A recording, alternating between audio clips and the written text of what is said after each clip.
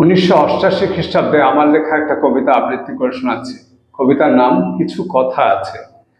আগুন থেকে আলোতে মুক্ত হয়ে আমরা জীবনের প্রকৃত তাৎপর্য খুঁজে পাব রাত্রির স্তব্ধ নীরবতায়। কবিতা কিছু কথা আছে। দিনের শরীর ধুয়ে স্নান সেরে নিয়ে তারপর কাছাকাছি এসো, তারপর আলোচনা হবে। রাতের শিকল বেয়ে যদি তাপ নেমে আসে, যদি থেকে যায় চৈত্রের খানিকটা রেশ, তবে স্নান সেরে নিও অবারিত জ্যোৎস্নার জলে, তারপর কাছাকাছি এসো, তারপর আলোচনা হবে। দিনের প্রখর তাপ শুষে নীলাধার যদি হয় লাল, আগুন আলোতে ধুয়ে ফেলো, তারপর ঘুমে নেমে এসো। জানালার পাশে কিছু কথা আছে।